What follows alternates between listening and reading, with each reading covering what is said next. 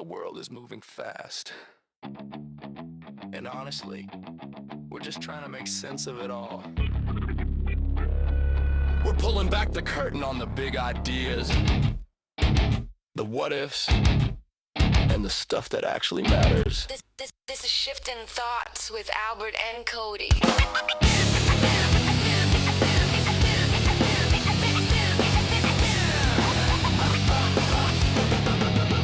Forget the script. Let's get into it.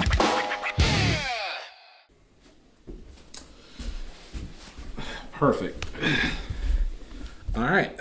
We are officially live, and this time with video. New studio. We're no longer at the room at the church. No. We have a high definition curtain, bed sheet behind us. Kind of wrinkly. But honestly, it adds texture. I wish you guys could see the rest of the room. And No, also, you don't. can we just make comment on the gigantic boxes that are on top of the All right. the So, table? so if you were to look at the room, it's a shed. The sound is bouncing all over the place. So Yeah. my solution was some Amazon sound dampening boxes. We found them. Sure, they're used for studios or at-home studios when you're not recording video, but we're making do with what we got. That's right. The audio is way better now than it was without it. Way better. Way better. Way better. Humble beginnings, y'all. This is This what we is. call I it. hope we do 100 episodes in this shed. Dude, hopefully we finish the whole thing. That's right. I want to finish the whole thing. We're Alright. done with it. We're gonna do it. All right, so we are episode 8. Yes. Last week I thought it was episode 5, and it was episode 7. Nah, dude, Can't 7. keep up with nothing. We're rolling. And then we do want to say we're on X. We're on Facebook. If Yep. you want to find us, we're on Yep. Spotify. We're on iHeartRadio now. We're also on Deezer. We're on... I don't know what that is. I mean, it's Albert, another Spotify Albert, you could competitor. be making up places to make this sound more credible.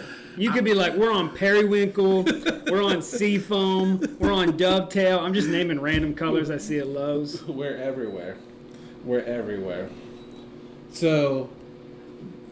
That I AC think- don't want to turn off. I know. Hold up a second. Just give me a second. Let me turn this thing off right here. It's insane. This is... We need a Patreon so we can share the bloopers of what it takes to get this going. That's what we need. Either that or we'll offer lives. Lives. Lives. So that is something that we're praying about to see if we need to do a Patreon and see for people that are like actually interested, because Yeah. we've had people ask some questions about what we're doing. That's right. And questions in regards to the content. So we're looking at possibly doing a Patreon if you guys just want to support the podcast. If you guys just want to, we'll come up with a system in there. Yeah, If you guys want to engage with us. we'll figure it out. Yeah. For right now, we are making do with We the are. shed. We So are. we all right. We're We being are. resourceful. Just so I know too. What's the other one that I was saying? It was Deezer, iHeartRadio. I think you said Weezer. No, Deezer, iHeartRadio, Spotify. We're on Amazon, and we're uploading the episodes on YouTube also. That's right. So That's right. definitely like, share, subscribe, let your friends know. Guys, I think one of the things that I do want to say, as the podcast is developing, and before we dive into episode 8, one of the things that came to mind as to what we're doing, and you tell me what you think. Okay. But it's really a focus on radical vulnerability. Mm-hmm. I started thinking about this, where is it that men get this idea that being vulnerable is a weakness? And I started thinking through it, and I'm like, I don't see it anywhere in scripture where God's like, hide your feelings away. He's always telling you what to do with them, right? But never in a way where it's don't let anybody know. That's right. So the verbiage radical vulnerability started coming up. So we'll probably do something with it. I don't It's know probably what. more in the sense, like biblically, there are certainly aspects of there are certain information you don't share with certain people because those people cannot be trusted with it. True. Right. Very So true. there's certainly an aspect to that, but I think we developed a culture where it's like don't share anything with anyone for any reason. Yeah. And then I think that's just the other side of the pendulum string or pendulum swing Yeah. versus share everything. Mm-hmm. And there's got to be a place in the middle where you can share stuff and be radically vulnerable, right? With wisdom, and a place that actually allows other people to be radically vulnerable. Yeah. Yeah. And I would even probably say vulnerable sounds like you are sharing basically a target to hit by other people. I would almost say it's radical openness. You see what I'm saying? It's like I don't care who knows my past because my past is dead. Correct. It's no longer who I am. I don't care who knows it. Try and use it as a weapon against me. I'm gladly sharing that information as it is. As it is. I don't care who knows. Yeah. And just because, dude, I don't know, I started there's a lot of content online that people can find. But just finding guys that are willing to be open about some struggles from their past. That's right.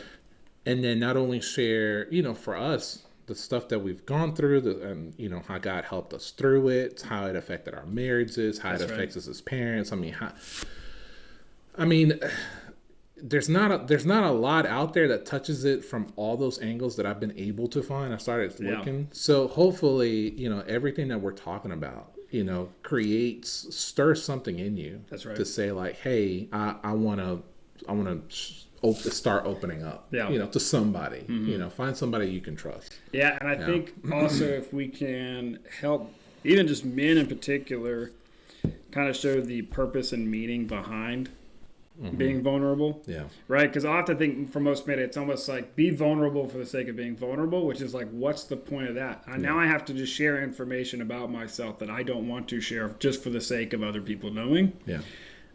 There is no good reason to share them. Right. Right? If there's no actual end goal to that, then there's no way they're going to step into that. Correct.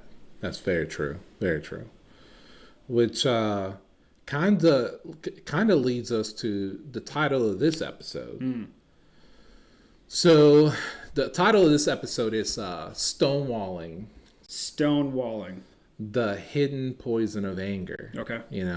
And like I was sharing with you earlier, initially it was just going to be about hidden anger. But the more I started like diving into it and reflecting in my own experience of it, but also just, as you're developing this material, you start seeing so much. You're like, anger's not really the start of this.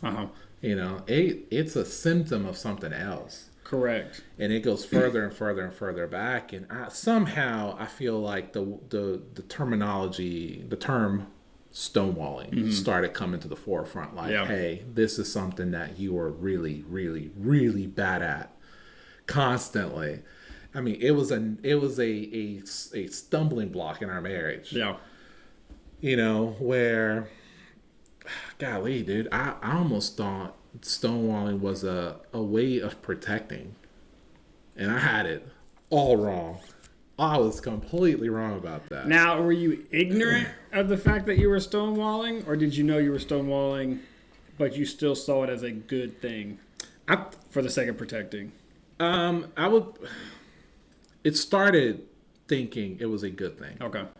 And then it started leaking into our marriage to the point that it was creating conflict. And that's sort of what I started noticing, okay, this thing that I'm thinking of being silent is a good thing. It's not a good thing. Like, this is not the right way to hold in your anger about something, or you're resentful about something. Like, this wasn't the right way of doing it. What would you say is the difference between stonewalling and being slow to speak, which is seen as a biblical virtue? Yeah.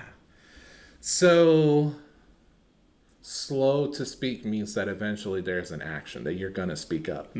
But there's a process to it, though, with that. I know where you're going with that verse where it's, quick to listen and slow to speak. That's where, right. Where you have to listen. And what I would do, The difference is that with stonewalling, I would completely shut down and not talk. Or listen. Or listen, or listen for like multiple days. It would be like 2 or 3 days, and Brittany would have to approach me and be like, "Hey, like enough is enough. Like let's talk about what's going on here." What was your hope? What do you mean? All right, so there's like, I'm not listening. Yeah, I'm not speaking.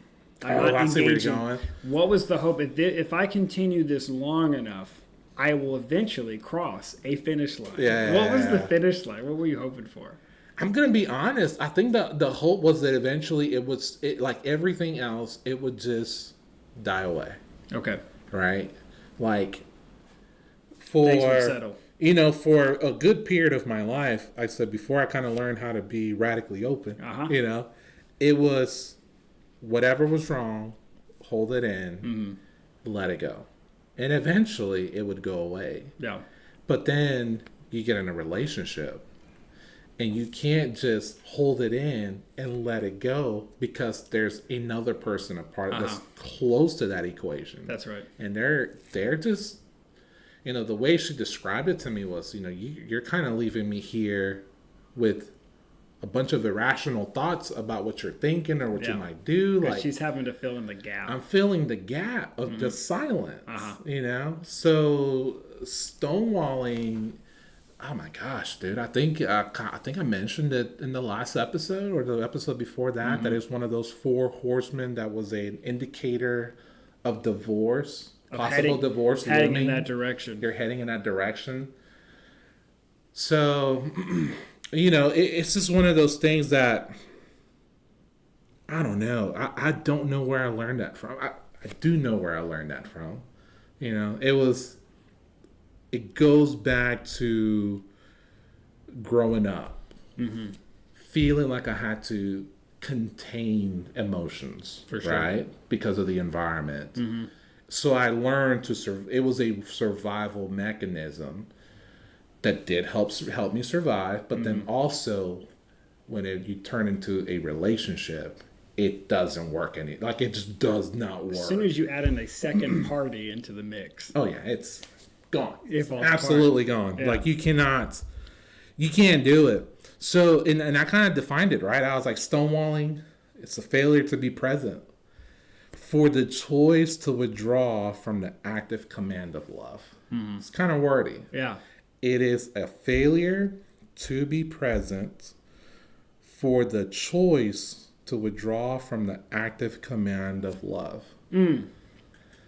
So, and that's sort of where I see it. It's every time it was like, all right, I'm fixing to withdraw and go away. That's right. Like here, I'm out. I'm out of the equation, and it ain't good. It ain't good at all. Because it ends up coming from a self-centered wellspring, right? It's founded on self-centeredness. Now, how does that relate to anger, though? It's almost like, going back to be slow to speak, slow to anger. Yeah. Though stonewalling is different. How is stonewalling? So, and that withdrawal of the command of love, right? Yeah. Which is basically, said another way, to stonewall is basically to withhold love. Correct. It's in its core, right? Correct. How is that related to you being angry? I mean, the anger, stonewalling was a reaction to the feeling of anger bubbling up. So rather than blow up, if I was having we were having a conversation, and I was starting to get angry. Yeah. When that feeling of being overwhelmed was starting to come up, rather than say like, hey, let's stop the conversation, I'm getting overwhelmed here, I would just be like, well, all right, whatever. Shut everything down. Done. That's it. But what do you think? I don't know. I have no opinion of that right now. Did you almost feel like you were protecting her from your outburst? That's the craziest part. I honestly thought that to some degree it was a mechanism of protecting. I thought it was almost stoic to do it. You know, like this is me controlling my emotions. So what do you do? Well, I'm in a very contemplative, you know, way, and I'm doing it for you. Right. Yeah. You know, so you don't know the monster you're poking. No.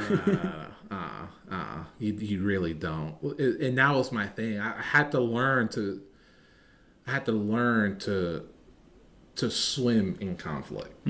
That's the best way to put it. You know, I was so averse to conflict that instead of being in it, I'm gonna just shut down. And there is no conflict anymore, except it would get into more conflict down the line because you just never resolved it. It never got fixed. You know, but in general, like that's one of the questions I kind of wanted us to start off with, though. And I was saying, like, why do men use silence as a defense shield when they feel, I would say, negative emotions? I think most of the guys that I know, whenever there is I think in general, men and women handle emotions differently. That's a given. This is a fact. Sure. But why is it? They certainly express them differently. Oh, absolutely. And wield them differently. Absolutely. Yeah. And that was my thing. Like, why do men go into silence when they feel these emotions becoming overwhelming? Like, we're done. But why is that? Well, what do you think? I think there's several reasons behind that. I think our culture has something to do with that. Yeah. We basically tell men from an early age, you're gonna have to toughen up. Oh my gosh, so true. You're gonna have to, and I think there is a healthy sense of that. Because at some point you do realize if you have a son, you are raising a future man and a future warrior, right? In one aspect or another, right? Correct. He may not have to put on armor, right, or a uniform, right? But he will have to be, right, the leader of a future household, correct, right? So there is a sense of toughen up that comes into play, comes into play, and I think that comes in little ways. We tell people, like little boys, dry it up. Stop crying. Be a man. Toughen up. Suck it up, right? So we're basically telling them to be a man, right? There is a level of emotional stability that's required. Now that can go in a healthy sense, right? There is a healthy place where, let's call it, the fruit of the spirit, one of them that, like, I don't know, everyone tends to forget because it doesn't sound like the rest of them. It is self-control. Peace, love, joy, kindness. All that other stuff sounds like very... Correct. Yeah, and then there's this one that is self-control. Yeah. And there is a healthy sense of self-control that I think mirrors Jesus's meekness, right? Correct, yeah, I see that. But there's the other side that says... I'm not here to manage and control my emotions based on the environment I'm in. It is if I express any emotion whatsoever outside of, let's say, anger. Anger is a masculine emotion, right? At least in our culture. It is. Anything outside of that is weakness. It is not manly, right? Right. And it lowers my perceived respect and value from other people. So instead of me having an outburst, or you potentially using my words against me, I will go silent and maintain at least some level of respect. Yeah. You know? Yeah. So I think it kind of depends on those two lanes. Were you taught the underlying self-control of what it looks like, or were you led to fill in the gaps of what it looks like to be a man? And silence was always in some cases, not a lose-lose situation. At least there were some chances where I could be silent and I might win. Yeah, I would say, so, I mean, consider the fact that for the most part, a lot of households are boys without fathers, right? I think a lot of it is just lack of self-mastery. Like, we don't know exactly how to go in silence, you know? Like, and as you're explaining that, like, I'm starting to think, like, how do I approach George, right? Yeah. When he's crying about something, and I'm like, all right, wipe away the tears, we're done. Yeah. You know? Yeah. versus having a conversation with them. Like, we're not going to entertain it for 5, 10, 15 minutes, but like, hey, let's have a quick conversation. Like, what's going on? What are you feeling? That's right. I'm feeling like this, that. All right. Mm-hmm. But what's the reality of it? That's right. Here's what's the reality. Where you allow them to see the severity of what they're having an emotion outburst over, right? Because at some point, if you're 2 and you cry over someone's playing with your toy, that makes sense. Right. If you are 14 and you cry because someone took your toy, right? Yeah. People, that doesn't feel right. It doesn't. It's like that. Ugh. Yeah. There's something about that doesn't feel right for that age. Correct. So in the sense of like, it's okay to cry, but at a certain point, you almost have to level the playing field for their age group to let them know, like, this isn't as big as you think it is. Right. It's as big subjectively in your world, which is why you're having an outburst. Right. But it's almost like helping them walk through, like, this is okay. Yeah. Yeah. Yeah, because I think, I see that as a 5-year-old, I can understand it. As a 14-year-old, I can see how it becomes a lack of self-mastery starts becoming As a 20-year-old fixing to get into a serious relationship, that's where the issues start. And then once you're married and you've never achieved mastery of that, now it's full on stonewalling. That's right. Now you are just outright. And to be honest, this might be both ways. It's probably not just men. No. This is not a just guy situation or a just guy's problem. Like this, this could be either or. And the moment you start stepping into that in a serious relationship or once you're married, that's right. Dude, you start isolating your spouse. That's right. That point. You're just pushing them out, and you miss the whole command of husbands love your wife and wives respect your husbands. Like at that point where it's just like, well, I'm just choosing to ignore that. Right. And ignoring, it's funny because the Bible never tells man to do something they were never made to be really good at. That's the craziest part. Like husbands, you were specifically made to be really good at loving your wives. Yeah. The way it's prescribed in the Bible. And wives, you were actually made to be really good at respecting your husbands. Like, made as crafted to be incredibly good at both of those things. Yeah. But if you see, it's almost like stonewalling becomes, instead of it being a place of solitude when you need a time to yourself, right, to rethink something because you're going to come back and readdress it, right? It's, I can use this as a weapon to tell you never to go back there again. That's the nasty part. If you start...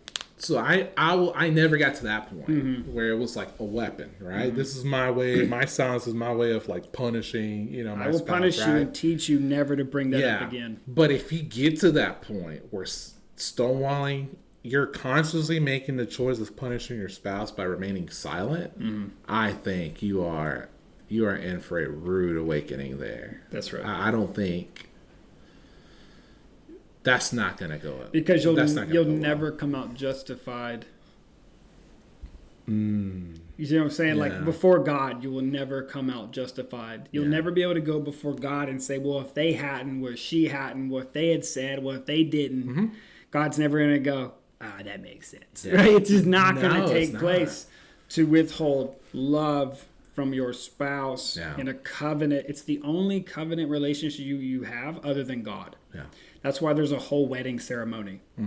It's the witnesses to hold you to your word if you ever start to back out. Correct. They're not there for photos. Correct. Though we forget that at times.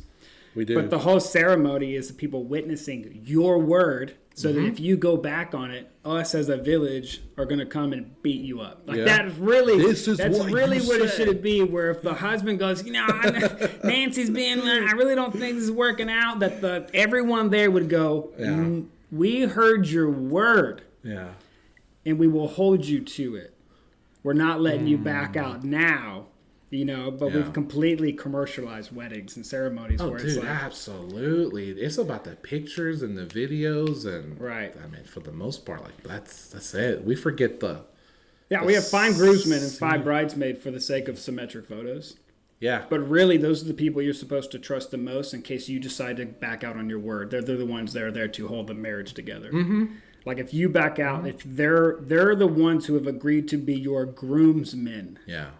To help hold you in the position and the covenant that you just vowed your word to for life. Yeah. That's why it's such a serious role. Yeah. And we're like, hey man, we've been buddies for so long. Plus, I need a fifth. I need a fifth for photos. Dude, that is so true. The brotherhood that's supposed to be in the group. This is not a blanket all weddings, right? Correct. But, golly, generally speaking, yeah, I think it's not a brotherhood of guys that are like, hey, but like, this is what this means. That's correct. If I decide to go silent on my wife, you need to call me out on it. That's right. If I decide to go start doing the crazy stuff out there, you need to call me out on it. That's right. This is why I'm picking you 5 to be there. That's correct. It's almost like it's not just like, hey, I'm lifting you up to an honorous position. Yeah. It's actually I'm handing you responsibility. Do you want it or not? That if I go cheat on my wife, that I'm giving you permission to stop me. And to let my spouse and my family know that I've gone against the covenant. Yeah. Right? And it adds a level of social pressure, too. Oh, yeah. To all roles involved, where it's like the groomsmen are actually on the side of not only the husband, but the wife as well. Wife too. And vice versa. Yeah, we've lost all sense of that. We've lost all sense of the symbolic meaning of the ceremony. Yeah. Right? Now, what does that have to do with anger? No idea how we got here, Albert. But still, no. It goes back to the simple fact, and this is something that I thought about. It's a lack of brotherhood kind of keeps you in that anger. Dude, I've been in situations or seasons of life, right, where I'm struggling with the stonewalling, and it's because of some type of hidden anger or resentment that I've been building up, right? And to be honest, if I had been around a brotherhood at that time, I would have probably let them know and come out of it a lot sooner, because they would have been honest with me, like, well, do you see where you're probably messing up in this whole thing? Yeah. So I think we can get lost in our own anger when we isolate ourselves, when you don't have a core group of people that are going to be honest with you about where you're heading. Yeah.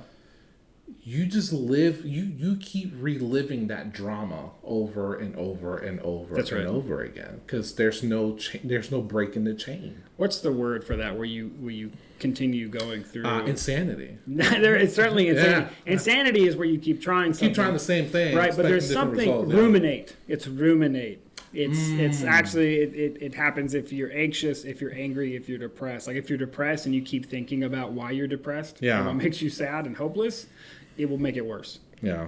Right? Same thing, like if you continually focus about what you feel and why you feel it, it always gets worse. Yeah. And it's funny, like a lot of the remedies, they'll go tell people to go run errands. Yeah. So they stop thinking about how they feel for at least a moment, because it makes it worse. It makes it a lot worse. And something interesting about anger, right, as it's portrayed in the Bible, right? Anger is always pointed at an injustice, whether real or perceived. Yeah. Right? And the reason it's pointed at an injustice, it is the motivation to go solve the injustice. Right? It's what it's for. It's to kick you in action to solve an injustice, usually because it's at the expense of other people. Right?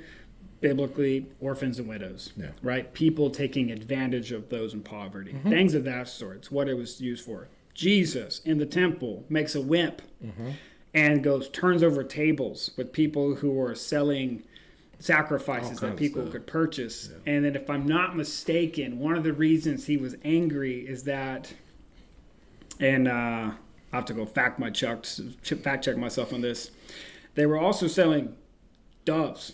Yeah. Like birds. What was the purpose of sacrificing a bird in the Old Testament?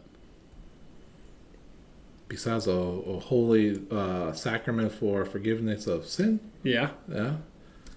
Why a bird? Everything else is the only thing I can correlate a ram right now is a lamb, a goat, right? Yeah. It's massive. You don't have to remind me of this that one. massive animal, and then there's a bird. Yeah. Right? The whole point of the bird was that if you had no money, you could go catch a bird and you could offer it to God. He literally made a way that no matter what, you could do something Anyone about could.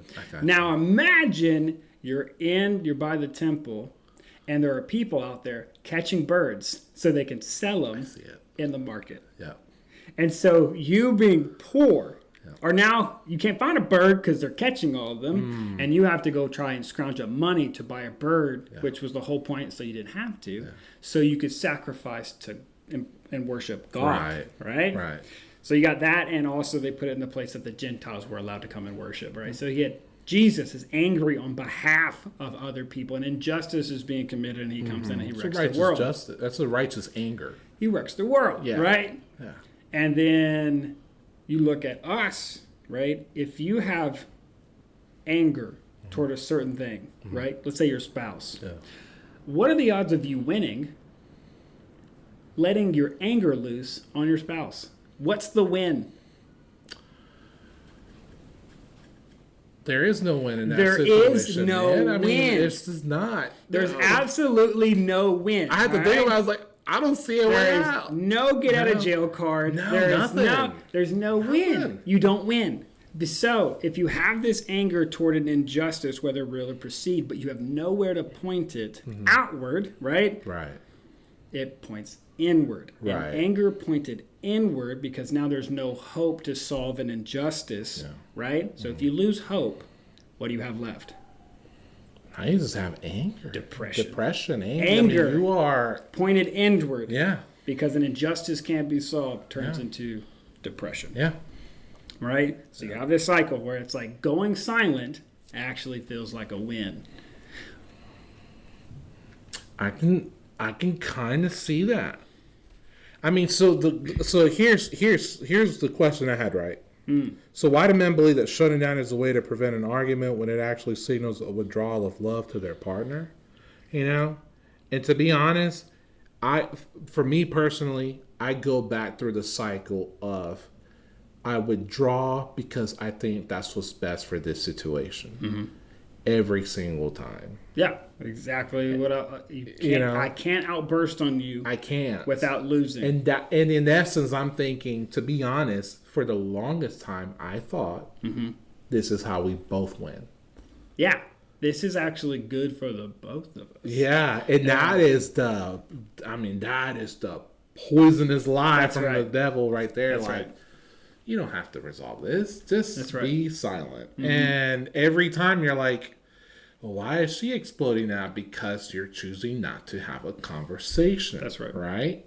So it's almost like you got to get to the point of having to figure out, like, if you're a guy or a woman, and if your spouse, I would almost tell you to ask him, like, hey, do I stonewall? And if they're telling you, yeah, ask them how, get some examples, and start paying attention to that. Yeah. Like, I did not know that that's what I was doing until she called me out on it. And I was like, I don't do that. I'm just being stoic about this whole situation. I'm just being stoic. You know, like, I'm being the bigger man. I'm being the bigger man. Right. You're not being the bigger man. I don't need to have the last word. No. And dude, to be honest, I went back and started thinking, where did this idea of internalizing our pain come from? I mean, yes, you can point back to philosophies of back in the day or whatever you want to do, but it's everywhere. I mean, it's everywhere. You know, we did that podcast about the Sigma male, right? Yeah. Internalizing a lot of your thoughts and whatnot. And somebody commented on YouTube about it. You know, they're like, oh, well, the Sigma male is this whole cultural thing from way back in the day. And I'm like, yeah, but I don't see that in scripture. Like, no, I don't see it. I don't understand. Like, you know, like, I am going through a process of almost questioning all my measurements. That's right.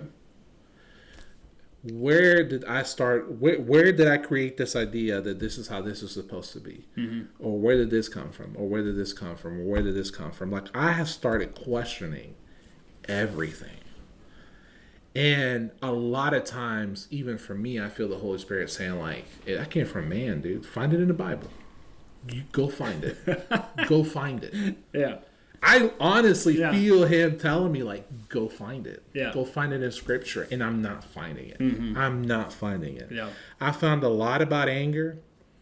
I found a lot about the process of what we're supposed to do with it. Like, turn to James real quick. What James was it? 1, right? Yeah, it was James 1, verses 19 through 20.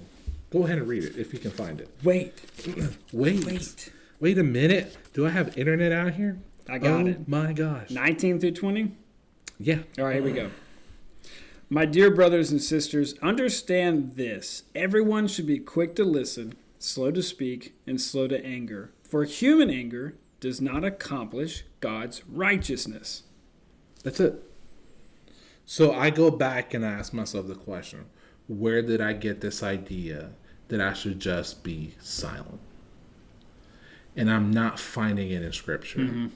What I'm finding is be quick to listen, be slow to speak. It's fine if you're overwhelmed.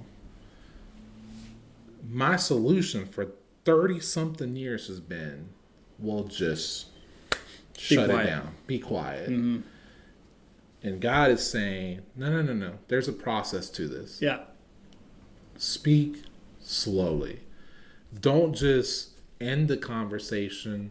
Don't just turn away from your wife. Don't just not respond. Just say, golly, come up with a few words like, I need a moment to think.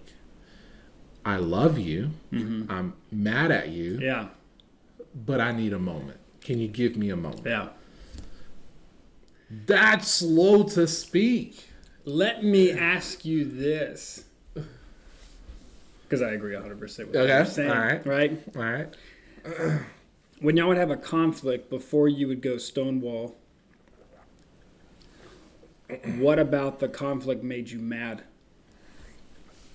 What about the conflict made me mad? I'm going to be 100% honest with you. Victim mentality. I was being wronged. It was a victim mentality. Okay. Have you ever heard, and I like psychology. There's certain frameworks of it that I like to. Hold on, Albert. I'm just trying to. A victim mentality? Did that get you? Yes, it did. I just didn't expect you to say that. I expected something that was like very concrete in the sense of like. Nah, dude. Like we were fighting over money or like whatever else. No. And you went straight to a root. Like it wasn't a symptom of something. You went straight to it. Like obviously you've done a lot of like work and stuff like that. I had to learn. Anyway, I didn't mean to cut you off. I just wanted to bring attention because you talked about the whole like radical vulnerability or radical openness, right? And you just did that. And it puts you in a bad light. Like that's the beautiful thing about it. And you were like, let me be 100% honest with you. Yeah, that's it. I was a victim. Not really, but I had a victim mentality. It was a victim mentality. Yeah. All right, go ahead. No. So like, all right. So I've had to learn how to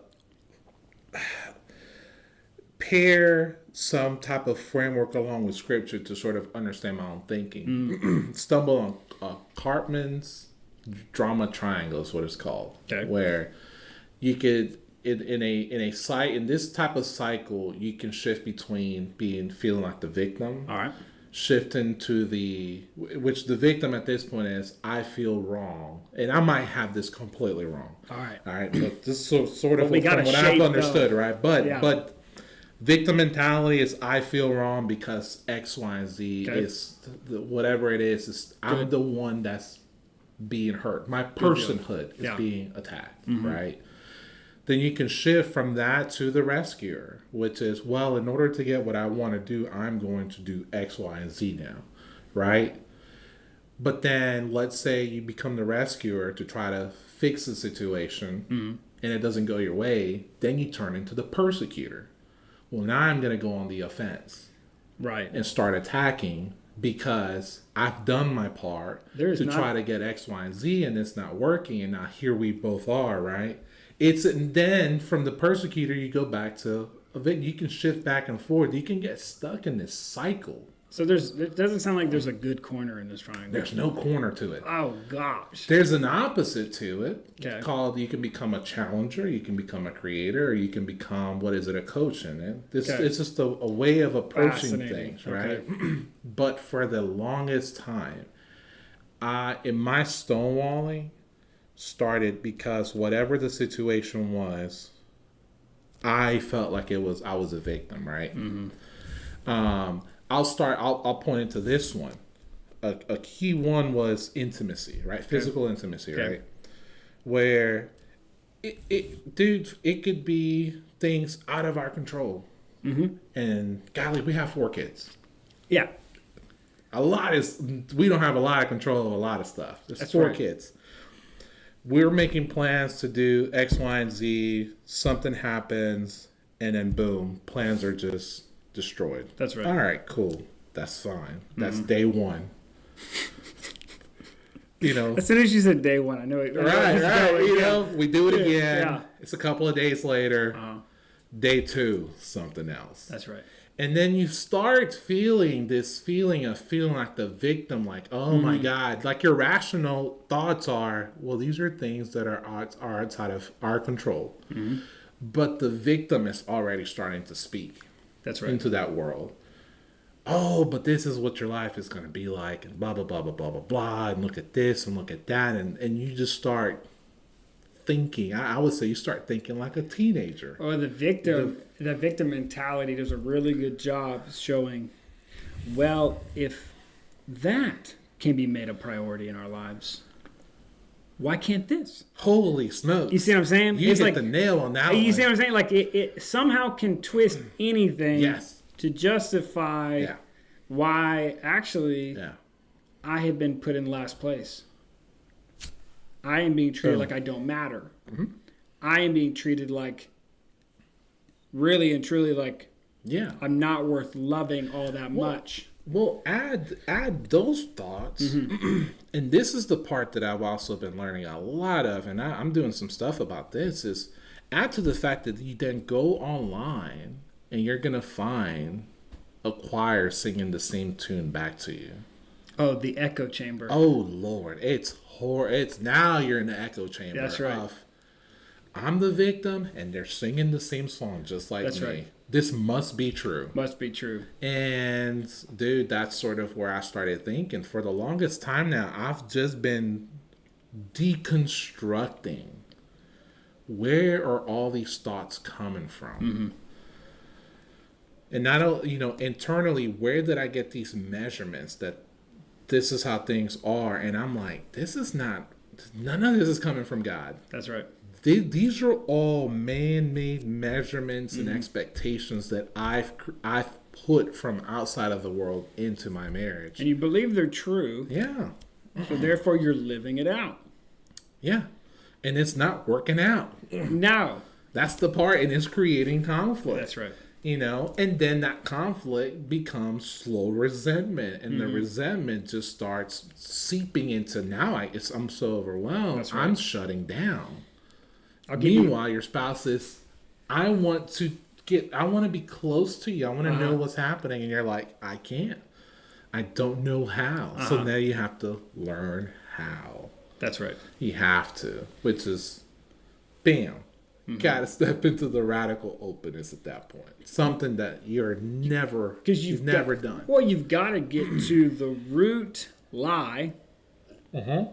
So you can replace it with the truth, so your identity can be very solid regardless of what's going on around you, right? It's like, it's the true stoic, right? Right. It's not being stoic for stoic's sake. You just happen to have some stoic characteristics because you know who you are in Christ. Right. Where it's like, I don't need you to love me for me to know I'm loved. Yeah.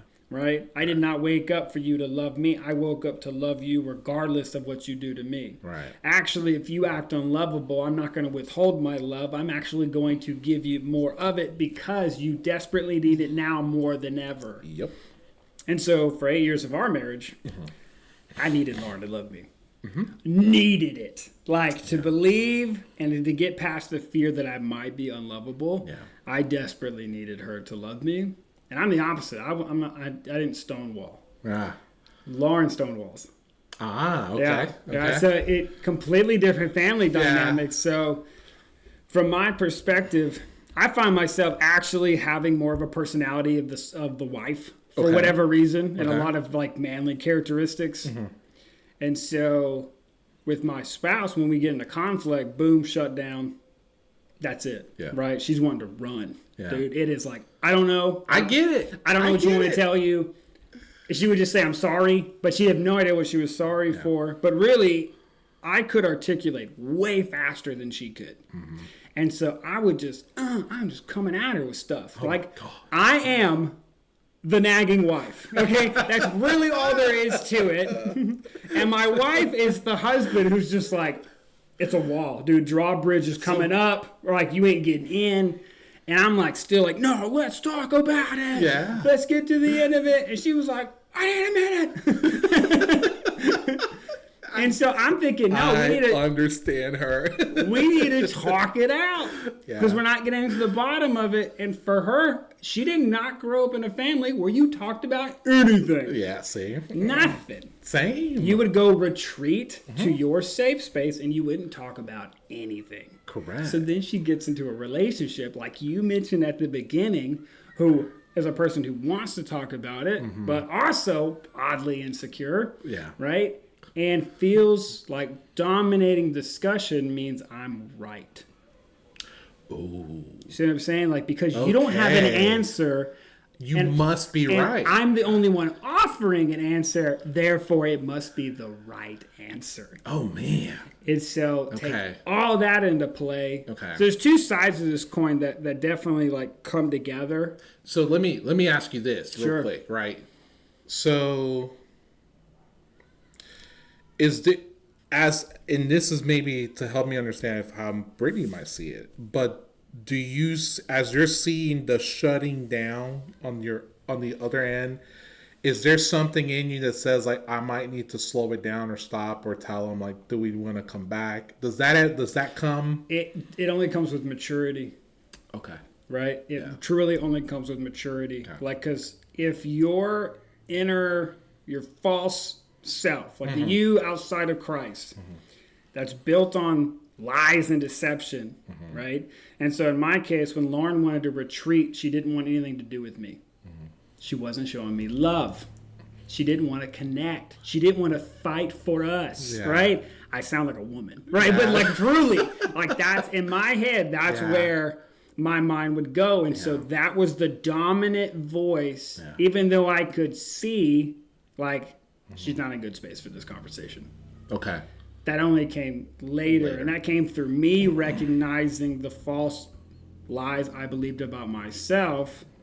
And I let how she handled the conflict speak louder than truth, basically. Because she didn't want to stick around and duke it out with me. Right. It's because I wasn't worth fighting with or for. Right. Right? Right. She just wanted to leave, which means she wanted to leave me. And I wasn't worth sticking around for because I'm not lovable. And it all goes right back to that lie. Yeah, dude. Yeah. Absolutely. Yeah. Okay. I get it now. I see it. I mean, that's everything you describe is exactly how, golly, dude, I would think like, why? I'm trying to think, but we're having the conversation. I'm trying to think, we're having the conversation. And I'm like, I'm shutting down. Like, I cannot process this fast enough to... The emotions are so loud that the thinking can't catch up to it. Correct. So I'm like, I'm either going to shut down or explode. Yeah. One of the two. Go caveman berserk. Yeah. Yeah. But the right way has always been, and I'm learning this, is to say, this is a lot. This is a lot. Yeah. Can we can we come back? That's right. This is a lot. And let's just go our separate ways for now. We'll come back. And come back and do what we talked about last week. Remember what we talked about where it says, like, confess your sins to one another? Yeah. And then pray for one another? Oh, that's the hard part. And you will be healed? But, yeah, you can. And there is something really irritating about having to pray for your spouse when you're mad. But there's something about that completely, dude, it takes all the fire out. Yeah. And it's almost annoying. Oh, man. Because you've got all this pimped up anger, ready to fight some level of injustice. In my case or your case, it's victim mentality, right? So it pulls all the wind out of your sail, and you almost feel deflated. But it's just your ego dying. Mm-hmm. It's the main thing. I think the best way to get out, and this is the same with that whole framework, is the best way to get out of it is to just not play that game. Don't even play the game. Don't even play the game. Mm-hmm. Getting myself, because when I go into silence, into stonewalling, I'll call it what it is, I was just going into a room of rationalizing why I was wrong. And I did not create room in that space to say, where is she right? And where did I go wrong, right? And not only that, but how do I best communicate with her? And one of the things that I used to do is not only will I get out of this now, but also I'm going to probably sugarcoat some of the truth that I want to speak. That's it. Right? Because I was averse to conflict. I don't like conflict, right?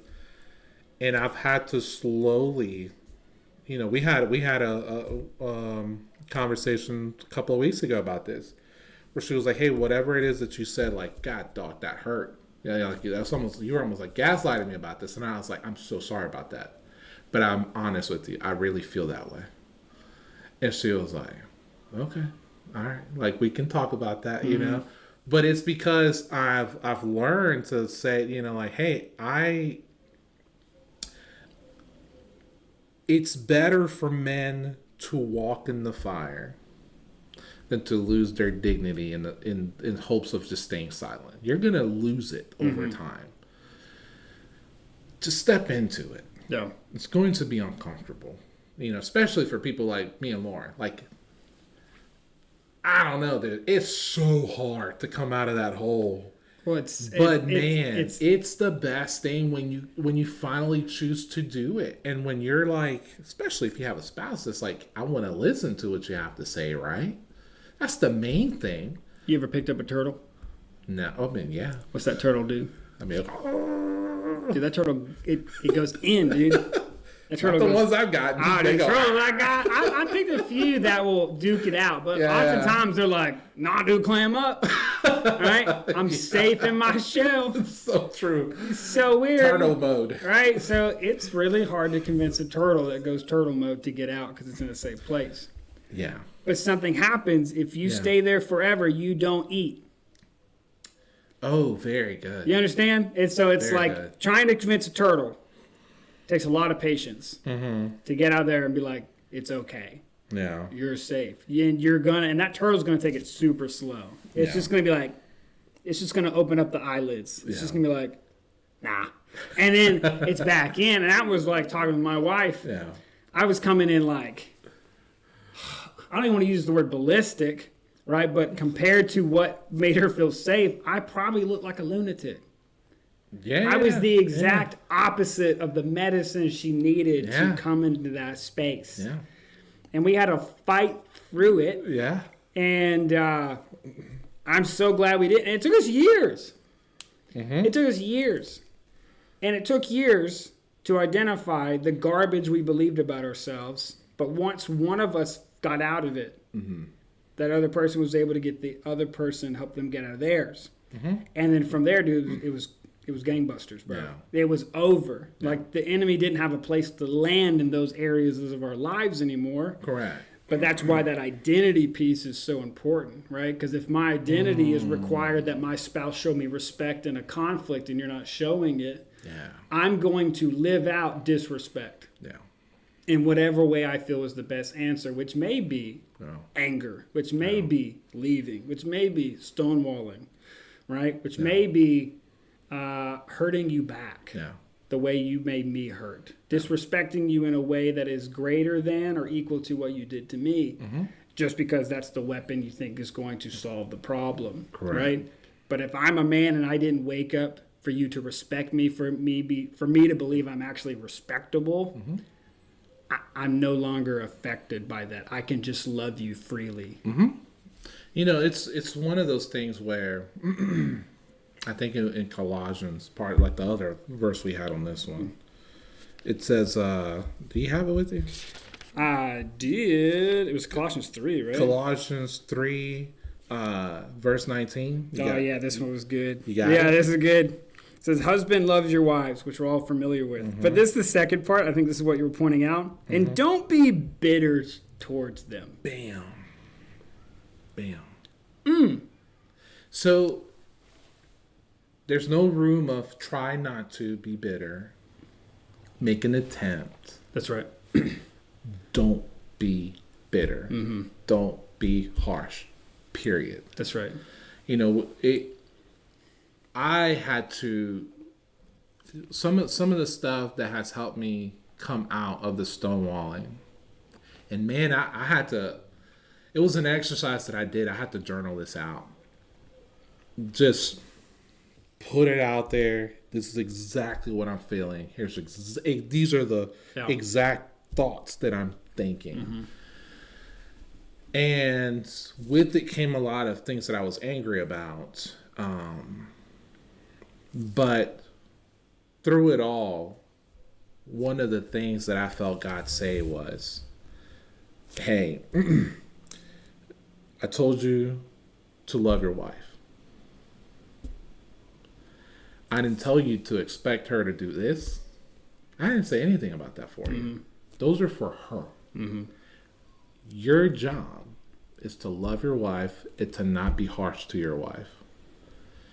And one of the things that I felt God say, and this goes back to probably January of last year, dude. I still remember this. It's been a minute. Probably 2024. Yeah.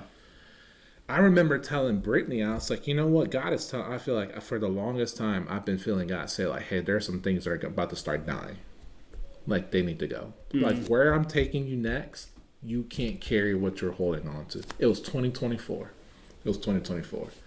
Probably like fall of 2024. Where literally he was saying, like, you are going to have to, things will have to die for you to get where I need you to go.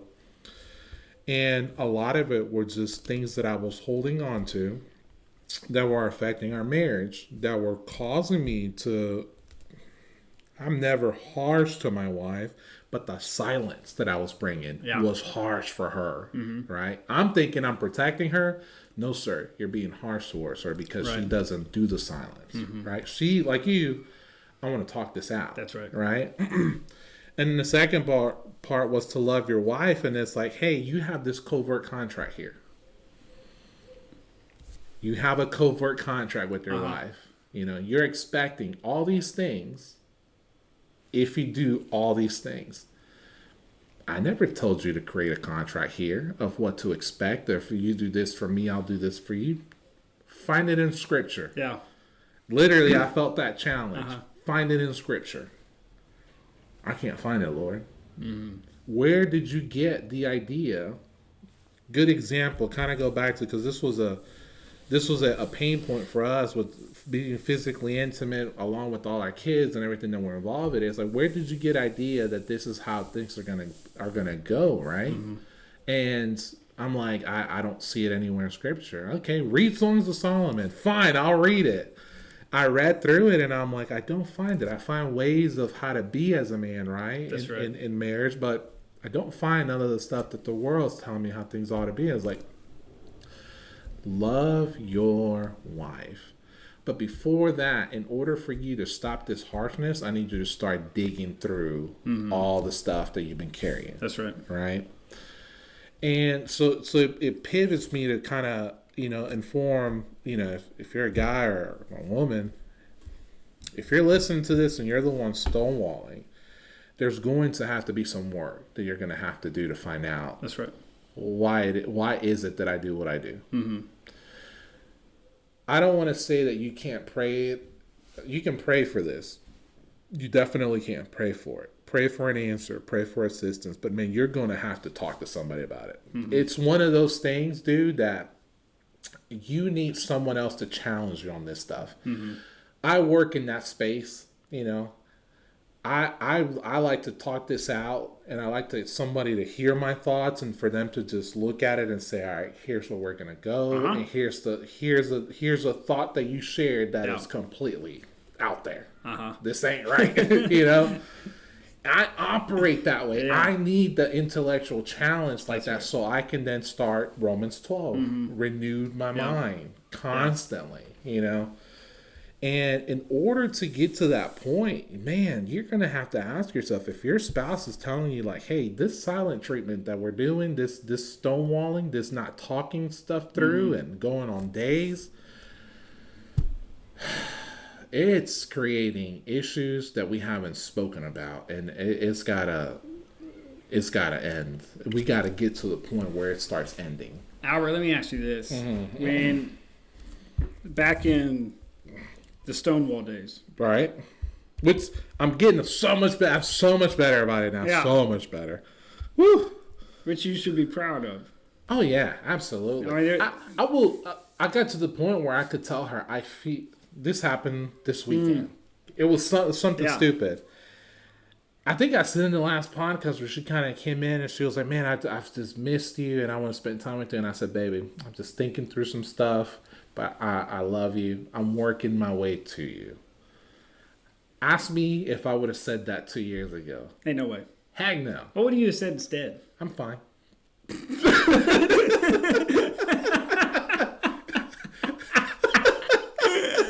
fine. What a safe answer. I'm fine. Yeah. That's what most guys say though, right? Hey, how are you doing? I'm fine. I'm fine. Yeah. What are you thinking? Nothing. Did in the height of the Stonewall days, did you love yourself?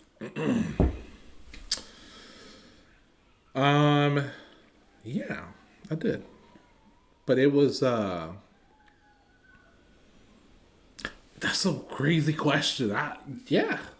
Okay. Now you're making me think.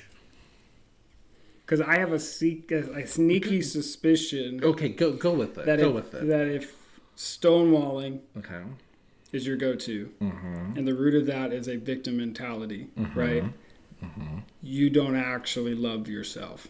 Okay. Right? Okay. This is like in the sense of for who God created you to be, right? Because like the victim mentality is 100% a self-seeking point of view. Victim mentality makes everything about them, right? Because there's like this deep fear that nothing's about So it them. wasn't that I didn't love myself, I was too prideful. So I was too prideful. Okay. The reality is that I was prideful. And I told this to Brittany. I was like, I feel like I had to control the situations. I wanted to control it so bad that when it didn't go my way, I would just fall through. Like I just, I'm shutting down, But I guess we could both say it comes from like a... But it does come from a warped view of who you are in Christ. That's right. It really does. It truly does, dude. I mean, it's... and also the idols that you're creating in your life. I had to figure out what are I go back to those measurements that I had were idols that I had put in our marriage. Our marriage should be this. Our marriage should be this. Marriage should be this. Marriage should be this. And when they're not those things, I'm like, my idols are falling apart. That's right. And it's your fault. That was all pride. And it was, I was bitter about it in a very, I don't want to say too subtle, but covertly bitter about a lot of stuff that I should have just been open about it. Well, let's look at James, right? Because it talks about bitter too. She's like really good, but it combines bitter with selfish.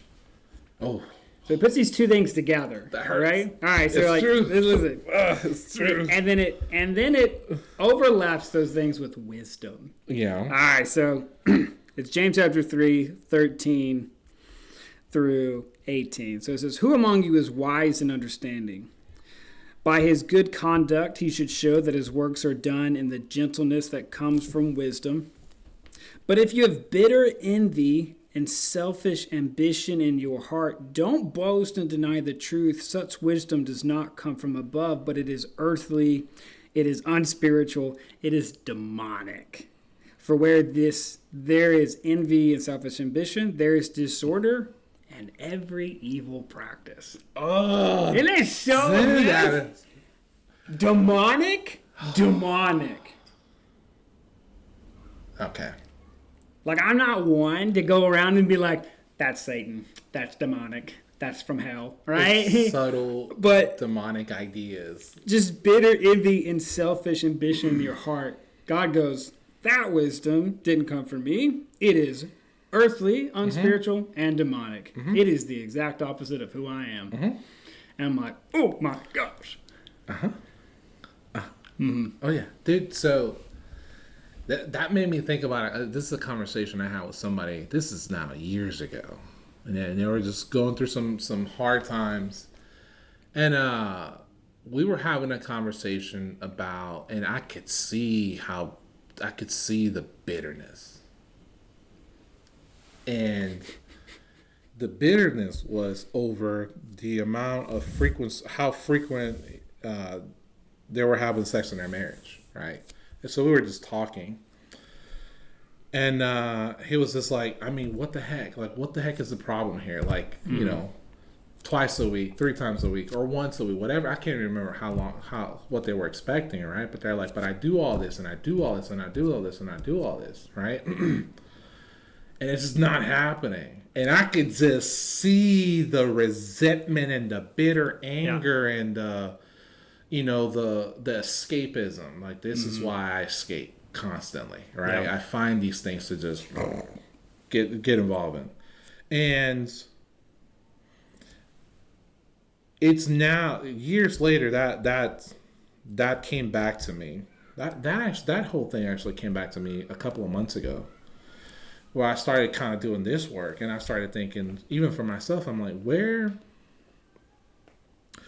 do we get this idea of how frequent sex should be in marriage? Because guys have this conversation All the time. all the time. The amount of Christian books Yeah, on Christian sexuality yeah, that talk about frequency. yeah. And what backbone? Dude, I honestly, I had to have an honest conversation, and I had to, again, God was like, turn to scripture and find a number. Do what? Turn to scripture, find the number. So I started turning. And you thinking, it's got to be there in Songs of Solomon. Somewhere. It's got to be in Songs of Somewhere, Solomon. right? Yeah. And I'm reading through it, and I'm like, I can't find it. There are things that God will speak about if they need to be spoken of, and then some other stuff I feel like the lack of information is not because there's a lack of information, it's because the picture is a lot bigger than what it is, right? That's right. And I had to kind of get to the point, and I started seeing what they were talking about, relating that to my marriage, and I was just like, I don't know where we're getting this number from, of how often or what this or that, but you turn on any channel on YouTube or any book, and you're gonna find 7,000 recommendations of what it is, right? Not to say that some of it is not good, Or to you to come into an agreement. right. So the agreement, I'm gonna talk about that. So I go back to God talking and saying, be honest with me, Albert, about the whole thing. Write it down. And I was like, Lord, you know, my worry with this area is that, If the frequency is this, then it'll become this. It's basically less, and less. Yeah. And I'm like, and what am I gonna do when it stops? And dude, honest to God question. The next day, me and Brittany are having breakfast, and we're just having breakfast together. And she's like, well, what's gonna happen if one of us gets into a wreck and that's out of the table? And I was like, like, you know, and I honestly started thinking, I'm like, my God, the foundation of our marriage is not our sex life.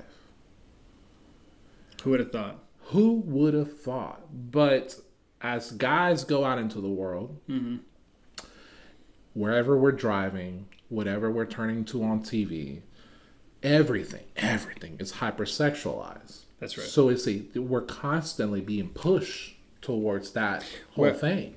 I think the other side of that, and we talked about this Go before, ahead. when sex checks more of your boxes Oh, than it should, yeah. right? Then we get into the stereotype men are always thinking about sex. Yeah. No, men are constantly trying to get their boxes checked. Right? So Yeah. if sex becomes your place where you are wanted and needed and feel powerful and feel connected and feel intimately vulnerable but not afraid, right? If that checks all those boxes and you're not getting those boxes checked anywhere else, Boom. you're constantly obsessing about the one place you can get it. Correct. And then, I think, I don't know if we said this, but your spouse who withholds it then becomes an adversary for you to get your box checked. Yeah, you've turned your spouse into a gatekeeper you can't control. That's right. And it drives you insane. It'll drive you nuts. You know, so I've had to reconstruct my own mind about it. I'm like, and it gave me anxiety at first. I was like, I'm just going to have to let it go. Like, I'm just going to have to let it go. That whole, the contract that's of that, the agreement of that, or the frequency or this, I'm going to have to just let it go. And I felt God saying, like, let it go. If I didn't speak on it, don't come up with it. That's right. Because just driving you nuts to listen to what everyone else is recommending. They are not the objective truth. Well, imagine having a fight with your spouse on things that aren't even sins. Yeah. And we elevate them to wrongdoings. Right. And we go to blows. Yeah. Right? Yeah. Verbally and emotionally over stuff that's not even wrong in the sight of God. That's right? it. And I think people will probably try and push back. They'll say, yeah, but you're not supposed to withhold your bodies from one another. True. Right? So then how do you reconcile that? Because I'm actually in full agreement with what you're saying. Yeah. There is no designated frequency. It's an understanding. It's an understanding. And it goes back to the communication. As a guy, you're either going to get to the point to say, hey, babe, I miss you. I miss the physical connection that we've had. But I would almost challenge the guys to say, and this is sort of my other framework that I kind of have, is like, before you even bring that up to the table, I would almost tell you to ask, have you taken care of chore play?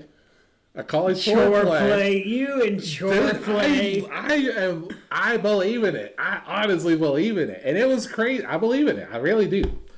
The noise. I will call it the noise. Have you taken care of the noise around it? That's right. Right? And then number two, then there's the foreplay. But then the biggest one that I would say is the emotional connection with your spouse there. Right. Are you guys connected? Like, emotionally connected? That's right. Does she feel seen by you? All those things that need to be in place to feel safe. And it can't be, well, yeah, she should be because I spent time with her. That's not, you're not her. We would love that. We would love that. Right? 48 minutes we spent in Target together, you looking at lamps. We would love. Yeah. Because in our mind, we're adding that to. We are. We're not timing out yet. We're on the job. And it's not.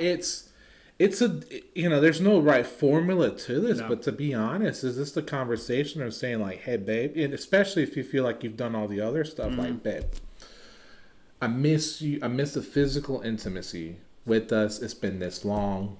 I'm letting you know, like, this is something that I would like for us to have. I tell Lauren, like, I'm pursuing. There you go. Whatever way it is, say it, right? Yeah. You know?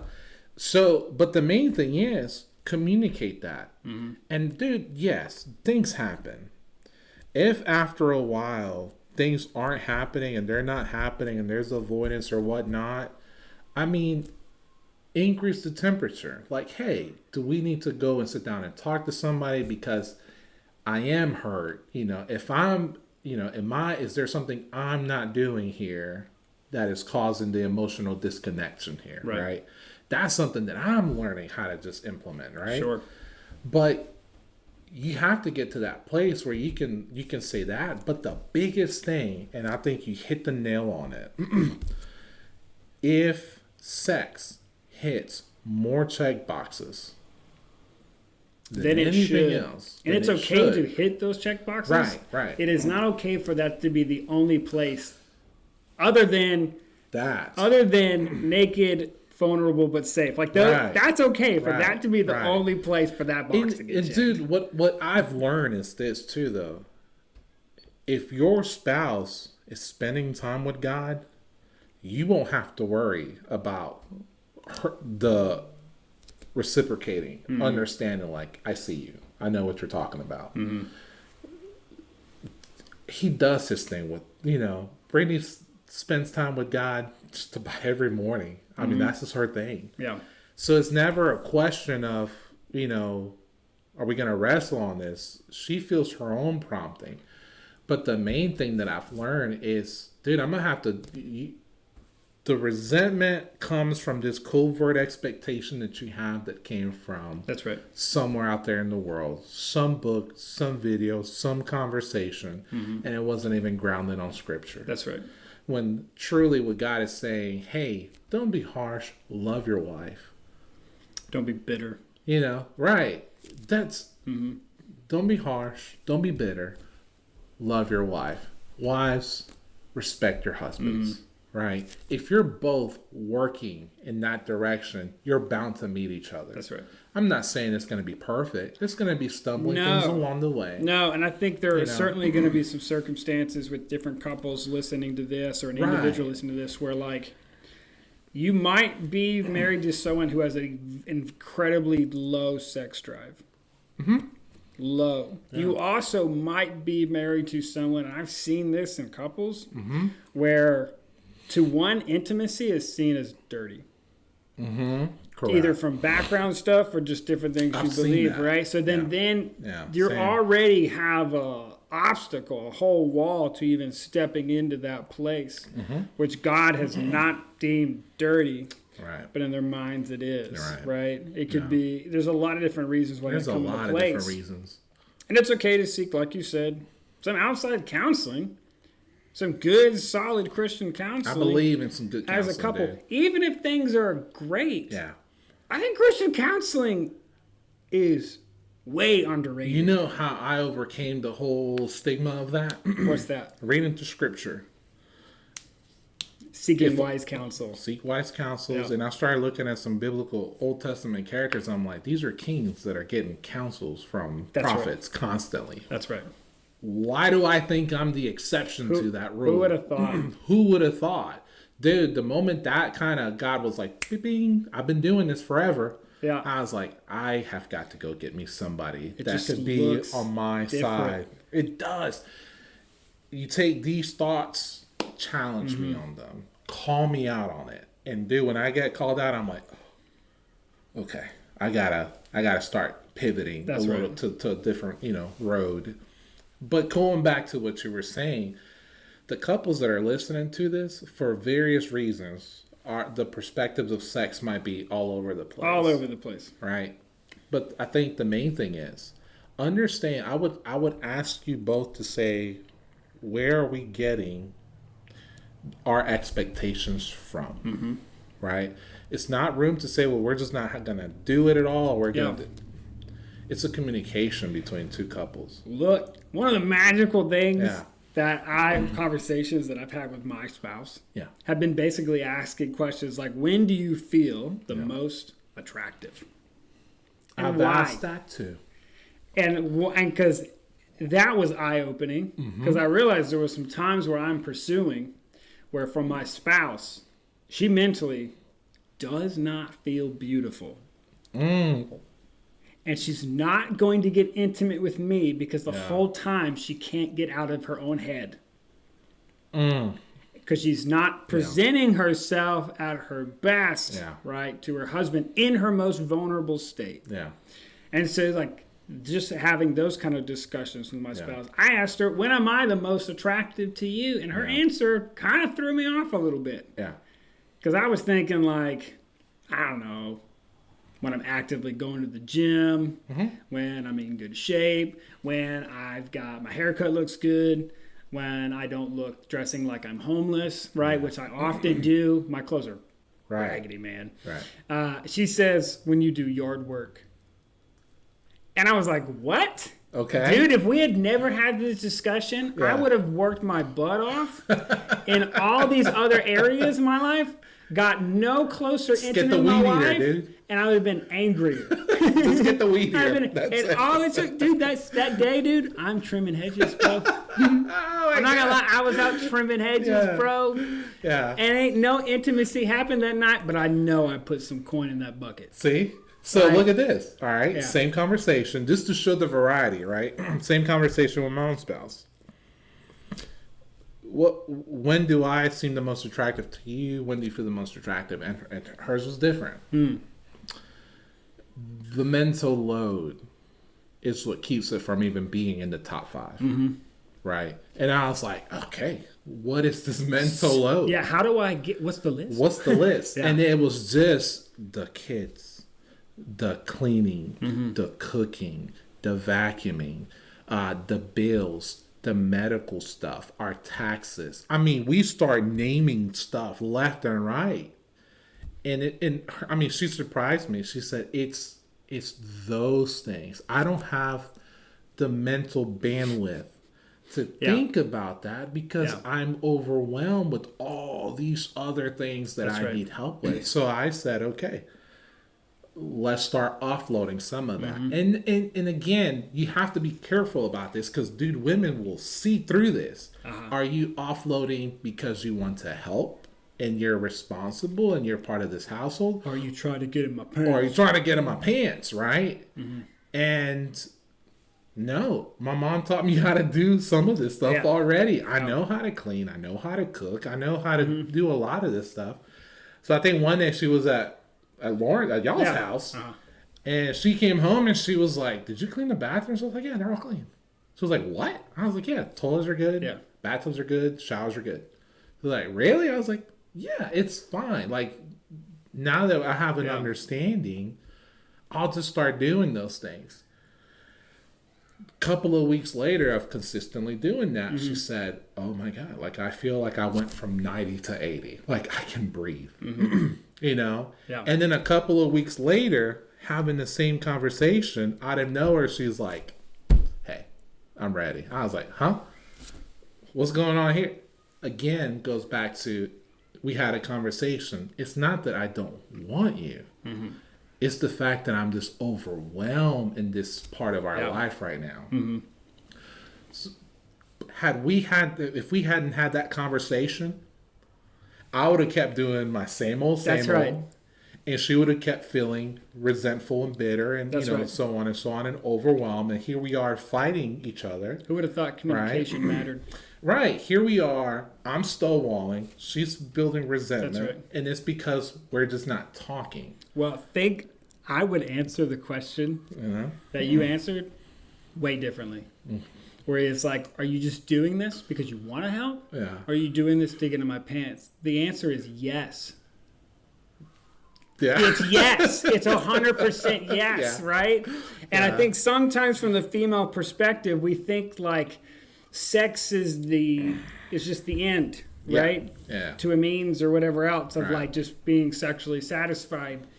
if Lauren asked me that, and Lauren, if you're listening to this, there's my answer. Yeah. I am 100% trying to get in your pants. There you go. I don't think you understand how much I enjoy being physically close to you. Correct. And yes, I also want to help. I had no idea that this stuff puts such a load on you where if I do it, it doesn't mean it is not the same. Right. So if I can take that off your shoulders and you feel like you can breathe, and I feel like, well, it took me like 30 minutes, right? Yeah. And it doesn't hold as much space in my brain as this would for you, and vice versa. There's some things that I can't even stand to deal with. Right. And for Lauren, she makes it look like nothing. All right. Right? It's both. I would answer. To me, I would just flat out say it's 100% both. It's 100% both. It's 100% both. Yeah. If this gets me closer to you, Yeah. that's not a terrible thing to say. So And I won't. don't shy away from it. I won't shy away from Yeah. it, but I also won't use it as a tally of like, That's the main thing. I'm not going to make this transaction. That's the main. important That thing. was the main thing. It's be careful about the covert contract, because if you approach all of this, whatever it is, whatever issue it is, it may not be sex, it may be something else. But whatever it is that you're approaching it, for some reason you're approaching it with a hidden agenda or a contract, then you're doing it for the wrong reasons. Dude, your heart's on the and right you are place. going to walk yourself back into that place where you're starting to stonewall, because you are the victim all over again. My contract, my end of the deal isn't being fulfilled. Yeah. Now I'm the victim. Therefore- and then I'm shutting down. Therefore, I will move to a new arm of diplomacy. I see where you go with that. Right? But yeah, Yeah. that's James. But if you have bitter envy or selfish ambition in your heart, Yeah. right? In your heart, right? On the outside, it might look good, but if that's what's in your heart, it's all for nothing. It's all for nothing. 100% That's the main thing. It's all going to be all for nothing. Oh, another thing for Okay. my spouse that oddly makes her feel way better about herself is clean floors, Okay. sweep and mopped. Yeah. She's a different person. Yeah. If she can walk around and like the bottom of socks don't look clean, Yeah. or she can feel any little bit of like grit, Yeah. or oh my gosh, my kids are gross. Yeah. They're just gross. I don't care They if it's are, applesauce. I don't care if it's a little bit of everywhere. juice, dude. You take a bare foot and you step over something that dried but it's sticky. My wife loses it internally. Yeah. She can hold it down outside, but internally, right? She's like, burn it down.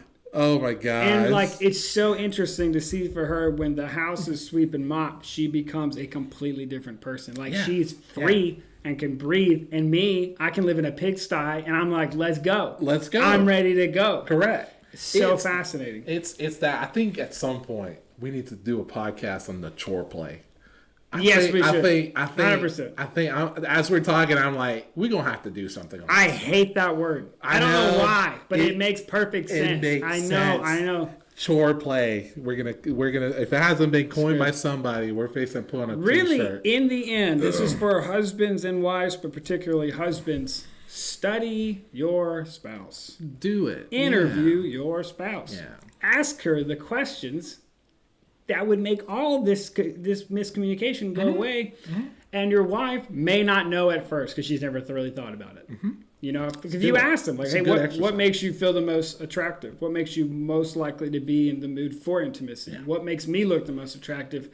They may give you a bogus answer at the beginning because they really haven't thought about it. Yeah. Right? So I don't want anyone to go hightail it in one direction because they said, you know what, if dishes were clean, and then you're doing that consistently. That's right. And nothing happens, Nothing's right? happening. It's okay to give them some time to really think about that, to be like, that's that moment. So the question I kind of leading us towards the end is, and I wrote this down, is what is I wanted to phrase it this way, what is the carbon monoxide that is slowly poisoning your marriage?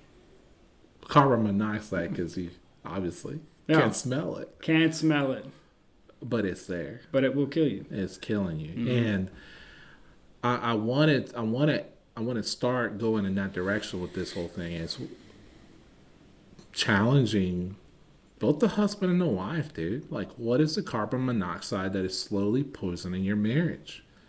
You know, for me, it was definitely the stonewalling. it was one of the biggest hurdles that I had to overcome. Yeah. And I had to understand for myself the why. Why do I do that? You know? And then once I started understanding the why, and that's just not enough. Then it was, now I need to do different every single time. You know, if you're the husband and your wife has told you, hey, you do this silent treatment thing, and you're listening to this whole thing, or if you're the spouse and you're the one doing this thing, and your husband is telling you, hey, like this whole silent treatment thing, it's not.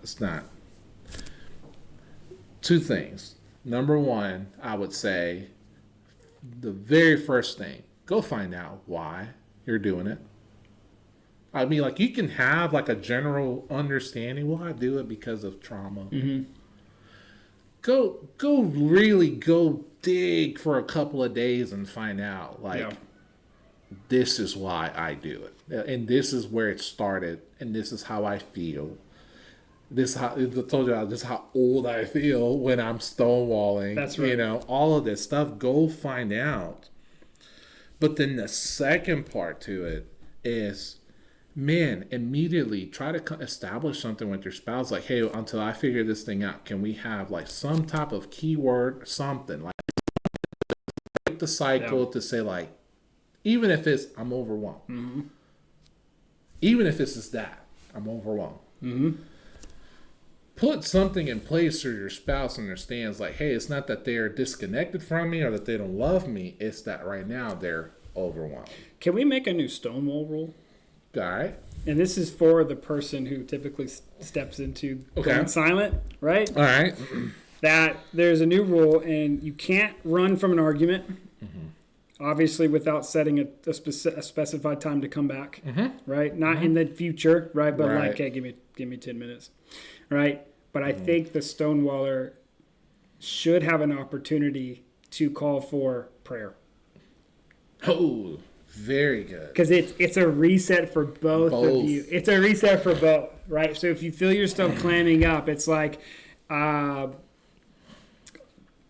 parlay, you know, or whatever the pirate thing is that they say, like, you know, in Pirates of the Caribbean. But it's like I'm time of prayer. Yeah. Because it has to slow everything down. There's no way to speed everything up by stopping to pray. Correct. And it's going to be weird and awkward at first if you're not used to doing that in the midst of a conflict. Right. But I guarantee you it sucks all of the oxygen out of the room in the form of whatever's fanning the flame. Like it just pulls it out. You know, and I would recommend both of you pray. If anything, the person who's really good at talking, let them do it. Let them do it. Because that gives you space to think. Yeah. Right? Yeah. But it has to be uplifting. Yeah. It cannot be a prayer that is like, help my husband or my spouse see it my way. Yeah. No, it can't be that. And I've sat down with couples. That's what they pray? That's what they prayed. And I said, that was a beautiful prayer. Yeah. Throw that in the trash and never say that again. No. You should be asking for personal discernment. Like, God, please 100%. help me understand my role in all of this. That's right. Give me the wisdom to understand my role in all of this. And the best thing that I always do, I always say, God, please help me. Please give me the words to communicate to my spouse because I don't know what to say. I always ask for that. It's a good prayer. I always ask for that. Like, God, I don't know what to say. And if you can add in something that uplifts their true identity in that, if you can pray something, especially if your spouse who might be creaching toward turning into a turtle, right? Yeah. Being able to pray over them, something along like out the lines of the communicate, help me communicate to them. God, help us communicate to each other. Yeah. Where we're not speaking past each other. God, thank you so much for this man or this woman. Thank you so much for the person and skill sets and talents you've given them to be. God, thank you so much that none of us are what we do. We are who you created us to be. God, thank you for any ounce of wisdom and grace that we receive out of this and that our words toward each other would bring glory to your great name. And then breathe. And you still might need a break after that. You do. You'll come, but I guarantee you from experience, you'll come back and that conversation will be a lot 100%. less. There probably won't be an explosion. Yeah. We're both now approaching it with a calm spirit. That's right. And like, all right, now I'm here to listen And from true identity. and to speak slowly. Yeah. That's what I'm here to do now. Now we can create, Yeah. step into that. Like, let's listen and we'll speak slowly now. That's right. Definitely. I think that's the best thing that I can say, man, for the stonewalling is, my gosh, find help to understand. Please do. Find some help. It's a poison. It's an absolute poison. And then the main thing, too, is, like you said, Yeah. not only pause it, but pray. And then come back. And come back. Come back and resolve it, for sure. Yeah. All right, man. That's what I got for Episode 8. Episode 8. All right. So remember, if you're seeing this, like, subscribe, and share it out, dude. Just share it out. Yeah, and if there's That's what anything I'll say. particular that spoke to you, let us know wherever you're watching. And if there's anything we didn't talk about that you're like really could have used help with, all right, you want us to address, we can do that in a future episode. Absolutely. Leave it in the comments. Bye.